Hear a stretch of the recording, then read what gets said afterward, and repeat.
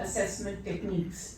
So it is important to not just limit your knowledge to one parameter. You need to continually evolve and add on to those additional parameters. So developing your skill and continually evolving is also a part of prepping for a theory exam. If you have a teacher who is old school and has come to take your exam, probably you will stay through. But in modern world, most teachers are now evolving and they are developing their practice techniques and they are also changing and learning every day. So it's essential for the current day student to keep evolving and studying. So everybody has their own art of studying. I'm no one to teach you how to study and prep. But the only thing that I would request you all is to be consistent. Half an hour every day makes a huge difference. It's not like school that one day we will read social sciences, one day we will read this for our Monday test. It doesn't work like that. So whatever you are doing today, if you are seeing a cataract patient today, you read about the pathogenesis of cataract on Monday. The next day you can go on and develop into the modern surgical techniques. You can read about femtosecond lasers. So build up upon whatever you read on a single day. That's how you structure your learning. So start from the very basic and then develop on it. Whatever you see in the OPD should form the foundation of your today's learning. And once you are thorough with whatever you are seeing in day-to-day practice, you can go on to more advanced concepts and skills. The point is to be regular, to have a planned approach. There is no harm in chilling. You can definitely have a Saturday night out, but the rest of the day from Monday to Friday, please have a plan, even if it's for a shorter duration.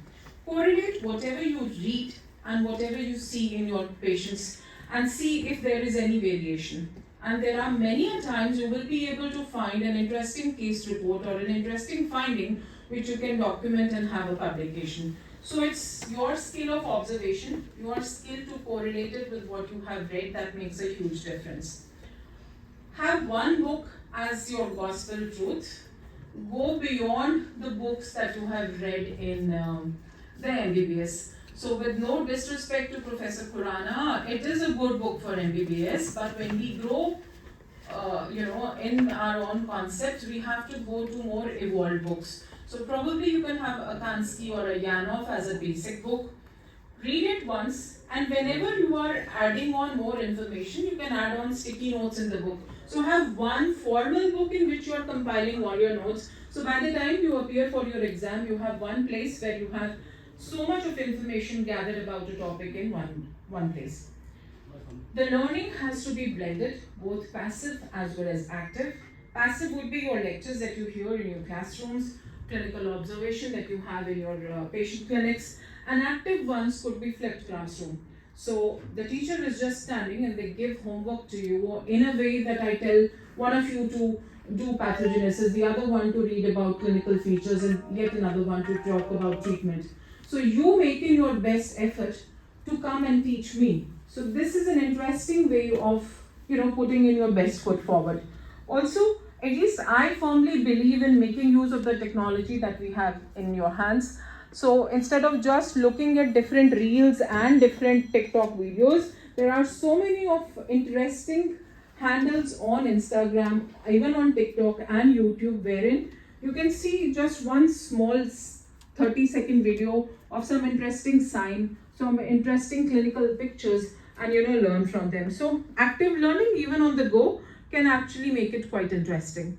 Case-based learning, as I mentioned, is really, really important. So whatever you see every day forms the basis of, you cannot remember what's written in the book, but you remember what you have learned by experience and put it down on paper in a point-wise fashion when you're writing your theory exam. So when you make it case-based learning, it has a better retention. You can have a lid opener case, which forms the epicenter of your learning. So let's talk about cataract. I am seeing one cataract today. Next day I see a juvenile patient with cataract, so I read about congenital cataract. Another day I have a patient with steroid-induced cataract. Then we have a patient who has uveitis and has cataract, so we read about complicated cataract. So my epicenter was just immature senile cataract, but I've built upon it by reading all other forms of cataract. all other forms of lenses that can be put in these patients, and how am I going to manage these post-operatively? That's going to be entirely different for a complicated cataract or a pediatric cataract vis-a-vis just a simple immature cataract. Just don't have an HD approach. The examiner should not be able to scrape the top superficial knowledge that you have, and then you have nothing to offer.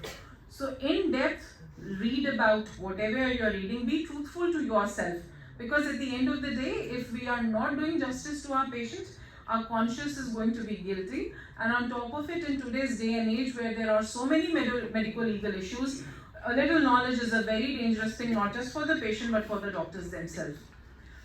Resources are available a dime a dozen these days. You don't have to buy all the books. There are so many e-books available at a fraction of a cost of the hard copy. So for those who have adopted technology and are reading on tablets, they can have multiple e-books but still have one hard copy of a basic textbook in which you can highlight, you can mark, you can put your sticky notes. Always refer to good standard books rather than falling back to something very easy. Easy is very easy, but it's going to be very troublesome later on. So there are no shortcuts to success, there are no shortcuts to succeeding. These are some of the platforms on Telegram. If you are on Telegram, you have resources which provide so many free PDF books. You can have access to them and read from them if you don't want to invest in too much of your money in a hard copy. Make learning fun. You don't want to make it boring, you don't want to feel stressed out कि अब book खोलनी पड़ेगी, अब ये 10 page पढ़ने पड़ेंगे, you have to underline. That's immensely boring. While you are on your emergency duty and you are sipping a cup of tea, you can go through YouTube, see a surgical video. You can go to iTube Net, see a surgical video. Some interesting sign of phacodonesis you saw, and then you saw some tobacco dusting. You want to, make sure that is this what you saw? Is it correct? So you can refer to these fun resources which are available online, and you can just learn from them. When it comes to preparing for theory exams, in the end you really don't want to be stressed, so consistency again I said is the key. If you invest your entire last year considering that tomorrow is your exam, you will always be well prepared. Simple mnemonics to memorize things. Have diagnostic key features tips ready. When you are just having tea with your friend, just ask them something and let them ask you something. So whenever you are sharing your learning experience, it remains in your memory for longer. Read and revise on your tablet, on your phone, anytime and anywhere. And these days we have these good digital note devices called Notability and Good Notes, which you have both on your phone or in tablet. They can help you, streamline your learning in a very fast manner. And in the end, I just want to say, have a uniform approach for any disease entity, be it a retinal disorder, a glaucoma, a type of cataract or uveitis, anything. You have to talk about the applied anatomy. If you are talking about iris, where is the major circle of major arterial circle, where is minor arterial circle, what are the implications of those in clinical practice? You must know relevant physiology, the pathogenesis of the disease, the clinical features, the investigations, diagnosis, the differentials and the treatment. So all your disease entities should be answered in a structured fashion like this so that nothing is left behind. We can judge that you know everything. You don't really have to write long paragraphs, but at least the salient clinical features, the salient investigations have to be penned down. So if I'm writing a note on the central serous chorioretinopathy and I'm writing FFA and I write ink blot sign and the smokestack appearance, I don't really have to write a paragraph on FFA, but I know that FA is to be done and these are the two signs that really conveys my message. So knowing the crux of everything is most important, and putting it down in a standardized fashion shows that you know your subject. So invest in yourself and read every day and be consistent, to succeed not just in theory exams but in all your exams every day when you sit in the clinic. Thank you very much for your patient hearing.